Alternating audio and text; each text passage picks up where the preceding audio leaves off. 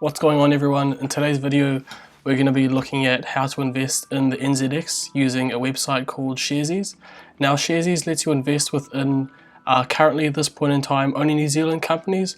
However, they are planning to add US stocks onto their list. If you would like to invest in US stocks, you can use a platform called Hatch, but this video will just be looking at Sharesies, how to use it, what it's all about, and a step-by-step guide on how to sort of set up an account and start trading within the New Zealand stock market. Sharesies lets you invest in both individual New Zealand companies and also different types of funds relevant to New Zealand. In terms of funds, you can also get ones relevant to Australia and the US, and the platform is quite a beginner-friendly sort of investment broker.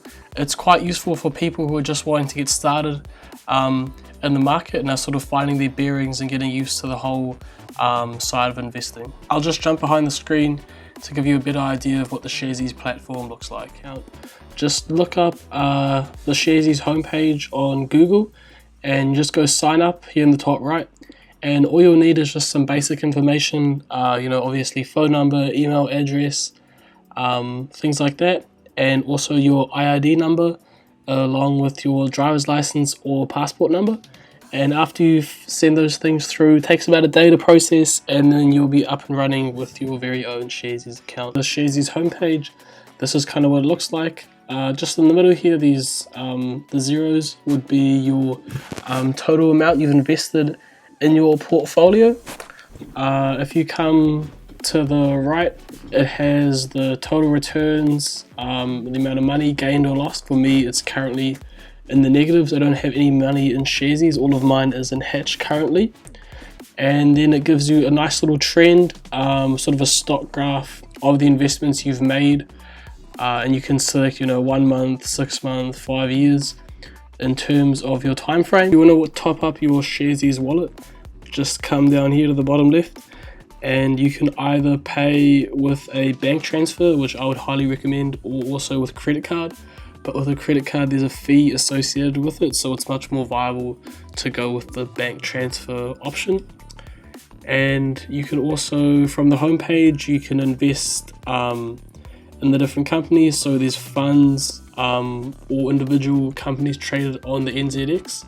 So if we come over to funds, you can sort how you'd like them to be presented. Currently mine is at the highest annual return, and if you scroll through, there's quite a few to go through. There's not just ones limited to the New Zealand based companies. There are also, as you can see, ones in the US, and there's also ones for Asia and Australia as well. So there's quite a few to pick from. And if we go back to the investments, there's also individual companies on the NZX. So I'll just arrange it from annual return, and you can kind of see the average annual return for each company, but that definitely shouldn't be your only factor when you're going through selecting what companies you want to buy. So you can see quite recognizable ones for New Zealand. There's Spark in there, A2 Milk, there's Fisher and Paykel, Meridian Energy, Westpac, all ones that you might recognize, and a few obviously obscure ones you may not have heard of before as well. So if we click on a company like Fisher and Paykel, for example, here is the stock price, and this is the percentage annual return as I've sort of arranged them all. So if you go through it, it will give you sort of a blurb talking about what the company is about.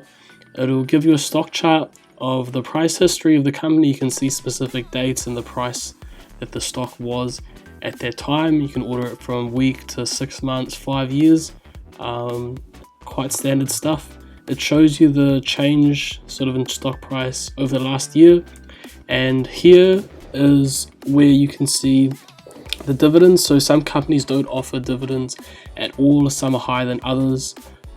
For Fish and Paykel, it's about 1%. And then with buying individual companies, there's different fees for the amount that you invest. So when I buy individual companies, I want my fees to be sort of as low as they can be. So if I buy Fish and Paykel, I'd want to put in $3,000 for that 0.1 1% buy-in fee for this. So with funds, the fees are much lower. Quite often there even aren't any. There might just be a sort of, as you can see here, a 1% charge per year for the fund in total.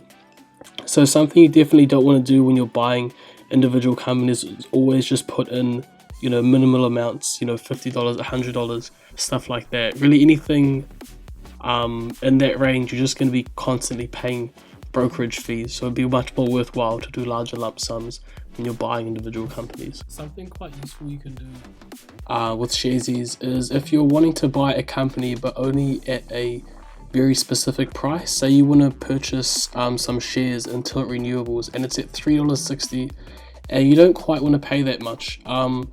If you go to the investment option here, you can go select limit buy and put in the price, the maximum amount you'd be willing to pay for that share. So say if you wanted to only pay $3 for the share, you could put that here and then select the amount you're willing to invest at that price. So if you wanted to put $1,000 on Tilt Renewables but you only want to pay $3 a share instead of $3.60, you could set that limit buy order, and then if the stock price does drop that low, it'll automatically invest that $1,000 into Tilt Renewables. Now this the company won't always drop to that price that you've selected, but it is quite useful if you feel like the stock price will drop and you're sort of wanting it to get at a buy it at a specific value, but you don't want to manually be checking the stock charts, looking on Google, spending a lot of time on it. You can just set that limit buy order and forget about it, and once the stock, if it drops to that price,